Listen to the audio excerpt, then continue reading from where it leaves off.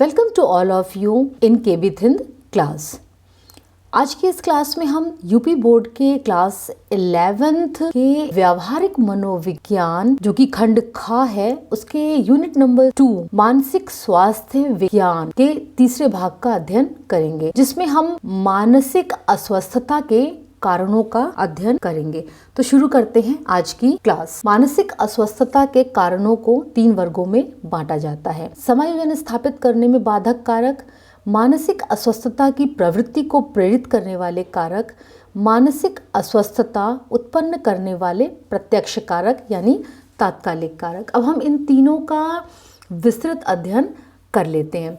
सबसे पहले बात करते हैं समायोजन स्थापित करने में बाधक कारकों की। इसके अंतर्गत वे कारक आते हैं जो व्यक्ति को विभिन्न परिस्थितियों से समायोजन बनाए रखने में बाधा पहुंचाते हैं, यानी इनके कारण व्यक्ति परिस्थितियों से समायोजन स्थापित नहीं कर पाता। सबसे पहले है परिस्थिति जन्य कारक। कई बार ऐसा होता है कि कुछ ऐसी सिचुएशंस आ जाती हैं व्यक्ति के सामने कि व्यक्ति उनसे एडजस्टमेंट नहीं कर पाता, समायोजन नहीं कर पाता और उसका मेंटल बैलेंस बिगड़ जाता है, यानी उसके मानसिक स्वास्थ्य पर प्रभाव पड़ता है। उदाहरण के लिए भारत और पाकिस्तान के बंटवारे के समय में बहुत सारे लोग अपना घर, अपना ज़मीन वगैरह सब छोड़कर दूसरी जगह पर गए थे। तो ऐसी स्थिति में बहुत सारे लोगों के मानसिक स्वास्थ्य पर प्रतिकूल प्रभाव पड़ा था। व्यक्तिगत दोष, जब व्यक्ति को इस बात का अनुभव होने लगता है कि उसमें कोई कमी है या दोष है, तो वो ऐसे में एडजस्टमेंट नहीं कर पाता।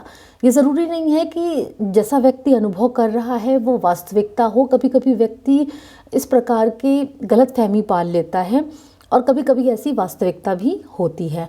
तो उसके कारण जब वो एडजस्ट नहीं कर पाता तो मानसिक रूप से अस्वस्थ हो जाता है। उदाहरण के लिए किसी व्यक्ति को अगर ये लगने लगे कि उसके अंदर कोई भी क्वालिटी नहीं है, मतलब इवन एक क्वालिटी भी नहीं है और वो बिल्कुल नाकारा है, किसी लायक नहीं है, तो ऐसी स्थिति में वो हीन भावना का शिकार हो जाएगा और उसके अंदर फ्रस्ट्रेशन आ जाएगा। और ये जो फ्रस्ट्रेशन या कुंठा है वो धीरे धीरे व्यक्ति को मानसिक अस्वस्थता की ओर ले जाएगी। रुचियों और आकांक्षाओं में विरोध, कभी कभी व्यक्ति की रुचियाँ किसी और दिशा में होती हैं या किसी और क्षेत्र में होती हैं, लेकिन जो उसकी महत्वाकांक्षाएं होती हैं वो अलग तरह की होती हैं, अलग प्रकार की होती हैं और रुचियों और आकांक्षाओं में आपस में सामंजस्य नहीं हो पाता, क्योंकि ये एक दूसरे की विरोधी होती हैं। रुचियाँ और आकांक्षाएं एक दूसरे की विरोधी होती हैं। इस विरोधाभास के कारण व्यक्ति अपने लक्ष्यों को प्राप्त नहीं कर पाता, उसमें वो असफल हो जाता है और मानसिक रूप से अस्वस्थ हो जाता है। अब हम बात करते हैं मानसिक अस्वस्थता की प्रवृत्ति को प्रेरित करने वाले कारकों की, यानी कुछ ऐसे कारक जो कि व्यक्ति को मानसिक अस्वस्थता की ओर धकेलते हैं, ले जाते हैं। इनमें सबसे पहला कारक है दोषपूर्ण शारीरिक रचना एवं अस्वस्थता। दोषपूर्ण शारीरिक रचना वाले व्यक्ति सामान्य रूप से हीन भावना के शिकार होते हैं। क्यों? क्योंकि वो और लोगों से अलग होते हैं। ऐसे में जब उनमें हीन भावना आ जाती है तो वो दूसरे लोगों से घुल मिल नहीं पाते, उनसे अपने आप को बिल्कुल अलग महसूस करते हैं और इस कारण से उनमें आत्मविश्वास की कमी आ जाती है। उनके अंदर कुंठा, चिड़चिड़ापन, गुस्सा और दुखी स्वभाव यानी खिन्न स्वभाव उत्पन्न होता है। स्वभाव के ये जो दोष होते हैं वो आगे चलकर व्यक्ति को मानसिक रोगी बना देते हैं। आनुवंशिकता, कुछ मानसिक रोग पीढ़ी दर पीढ़ी चलते हैं, यानी वे एक पीढ़ी से दूसरी पीढ़ी को ट्रांसफ़र होते हैं। इसके साथ ही साथ कुछ व्यक्ति ऐसे वंशानुक्रम विशेषताओं के साथ जन्म लेते हैं जो कि जब भी कोई प्रतिकूल परिस्थिति उनके सामने आती है, जिसमें तनाव या संघर्ष की स्थिति होती है, तो वो मानसिक रोगों से ग्रस्त हो जाते हैं, क्योंकि वो उन वंशानुक्रम विशेषताओं के कारण ऐसी प्रतिकूल परिस्थितियों का सामना नहीं कर पाते। अंतःस्रावी ग्रंथियां, अंतःस्रावी ग्रंथियां से जो हार्मोन निकलता है उसकी कमी या उसकी अधिकता के कारण व्यक्ति विभिन्न प्रकार के मानसिक विकारों से ग्रस्त हो जाता है। जैसे कि थायराइड ग्रंथि से जो हार्मोन निकलता है यानी थायरॉक्सिन, जब उसकी कमी हो जाती है, मानसिक विकास जो है वो ठीक से नहीं हो पाता और जो बच्चा होता है वो मानसिक मंदन का, मानसिक हीनता का शिकार हो जाता है, यानी उसकी बुद्धि उतनी विकसित नहीं हो पाती। तो ऐसा बच्चा जो होता है वो मानसिक रोग से ग्रस्त हो जाता है। शारीरिक अपंगता, दृष्टिहीनता, लंगड़ापन, कुरूपता, बहरापन, इस प्रकार की जो शारीरिक अपंगता होती है वो विभिन्न प्रकार के मानसिक रोग उत्पन्न करती है। शारीरिक वंचन, शारीरिक वंचन से तात्पर्य है शारीरिक आवश्यकताओं का पूरा ना होना। शारीरिक आवश्यकताएं यानी प्रत्येक प्राणी को पोषक तत्वों की आवश्यकता होती है ताकि उसका शारीरिक और मानसिक विकास ठीक प्रकार से हो सके। लेकिन अगर शरीर में पोषक तत्वों की कमी हो जाती है, मानसिक विकार उत्पन्न होने की संभावना रहती है। संवेगात्मक कारण, प्रबल संवेगों की संतुष्टि न हो पाने के कारण भी विभिन्न प्रकार के मानसिक रोग होते हैं। पारिवारिक कारण, परिवार में माता या पिता या दोनों का अभाव, यानी माता ना हो या पिता ना हो, माता पिता में से किसी एक की मृत्यु हो गई हो या दोनों की मृत्यु हो गई हो, या किसी एक की मृत्यु की स्थिति में सौतेली माता या सौतेले पिता के होने के कारण बच्चे को स्नेह व सुरक्षा नहीं मिल पा रही हो और परिवार का वातावरण अनुपयुक्त हो, जो परिवार के सदस्य हों उनमें आपस में लड़ाई झगड़ा होता हो, परिवार में तनावपूर्ण संबंध रहते हों, नैतिकता की कमी हो, इस प्रकार का जो पारिवारिक वातावरण होता है वो व्यक्ति के मानसिक स्वास्थ्य को विकृत कर देता है। विद्यालय संबंधी कारण, अध्यापकों का दुर्व्यवहार, दोषपूर्ण शिक्षा पद्धति, अनुचित पाठ्यक्रम, बहुत ज़्यादा गृह कार्य, परीक्षा में छात्र की असफलता, अपने सहपाठियों से मनमुटाव या लड़ाई झगड़ा, या फिर विद्यालय में जो स्टूडेंट्स हैं उनके नैतिक मूल्यों में कमी, या फिर विद्यालय का अशांत वातावरण, ये सभी बच्चे के मानसिक स्वास्थ्य पर प्रतिकूल प्रभाव डालते हैं जिससे उसका मानसिक संतुलन बिगड़ सकता है।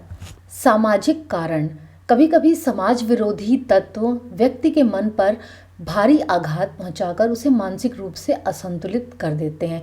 यानी ऐसे व्यक्ति जिनका काम होता है दूसरों को हर्ट करना, तो वो कुछ न कुछ ऐसी बात निकालकर व्यक्ति को हर्ट करते रहते हैं जिससे व्यक्ति मानसिक रूप से असंतुलित हो जाता है।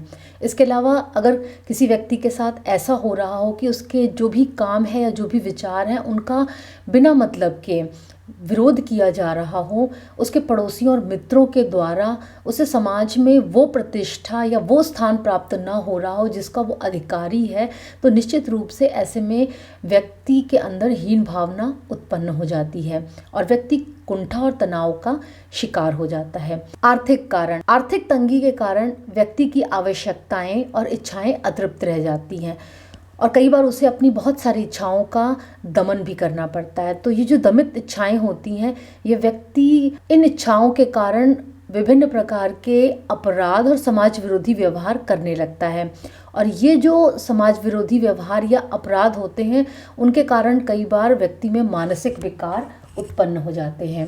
मानसिक अस्वस्थता उत्पन्न करने वाले प्रत्यक्ष कारक यानी तात्कालिक कारक जिनके कारण व्यक्ति मानसिक अस्वस्थता का शिकार होता है। पहला कारण है मानसिक दुर्बलता। जो व्यक्ति मानसिक रूप से दुर्बल होते हैं यानी कमजोर होते हैं, जिनकी बुद्धि विकसित नहीं होता, जिनका मस्तिष्क इतना विकसित नहीं होता, वे जब भी कोई तनावपूर्ण परिस्थिति आती है तो वे उसका सामना नहीं कर पाते और ऐसी स्थिति में वे मानसिक रोग के शिकार हो जाते हैं। संवेगात्मक असंतुलन, व्यक्ति की जो मानसिक दशा होती है उसमें और उसके संवेगों के बीच में घनिष्ठ संबंध होता है।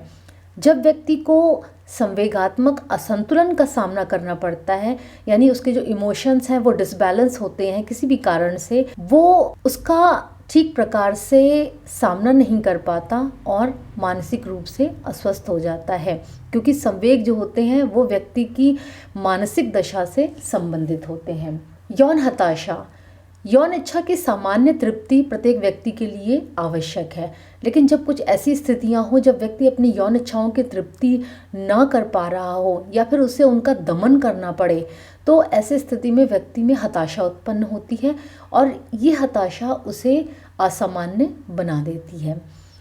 प्रबल मानसिक संघर्ष, जब व्यक्ति के जीवन मूल्य और वास्तविक परिस्थितियों में टकराव होता है तब संघर्ष की स्थिति उत्पन्न होती है। यानी उसने अपने वैल्यूज़ तो कुछ और बनाए हैं लेकिन वास्तविकता कुछ और है।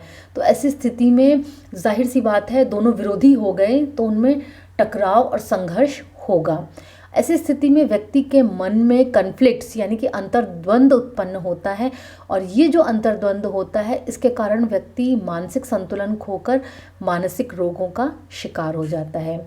उदाहरण के लिए एक व्यक्ति जो है उसका अपना जीवन मूल्य ये है कि कभी भी झूठ नहीं बोलना चाहिए या चोरी नहीं करनी चाहिए, लेकिन कुछ ऐसी परिस्थितियां बनती हैं जिनके कारण उसे ये काम करना पड़ता है। तो ऐसी स्थिति में क्या होगा, उसके जो वैल्यूज़ हैं उनमें और जो रियलिटी है उनमें क्या होगा, टकराव होगा और ऐसा व्यक्ति मानसिक रोग का शिकार हो सकता है। यहाँ मैं स्पष्ट कर दूं कि मानसिक रोगों के शिकार होने से तात्पर्य केवल पागल हो जाना नहीं होता। बहुत सारी मानसिक रोग होते हैं, बहुत सारा मानसिक बीमारियां होती हैं जिनका व्यक्ति शिकार होता है।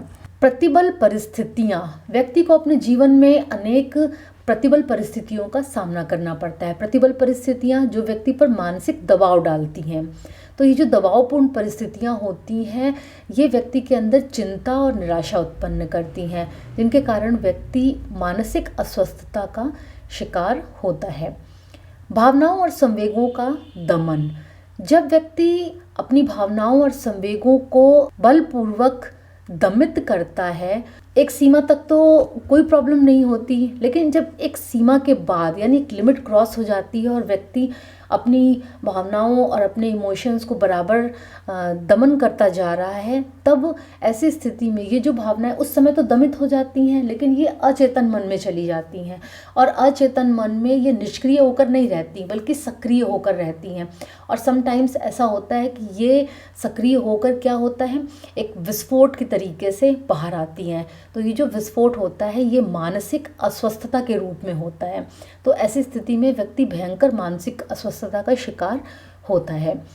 मानसिक तनाव, जब किसी कारण से व्यक्ति तनाव का अनुभव करता है तो ये जो तनाव होता है जब लगातार बना रहता है तो उसके कारण उसके व्यक्तित्व में बिखराव की स्थिति आती है और ये जो व्यक्तित्व का बिखरना होता है वो मानसिक अस्वस्थता का कारण बनता है। आज के इस वीडियो में हमने मानसिक अस्वस्थता के कारणों का अध्ययन किया। अगर ये वीडियो आपको पसंद आया तो मेरे चैनल को सब्सक्राइब कीजिए, बेल आइकन प्रेस कीजिए, लाइक कीजिए और शेयर कीजिए। धन्यवाद।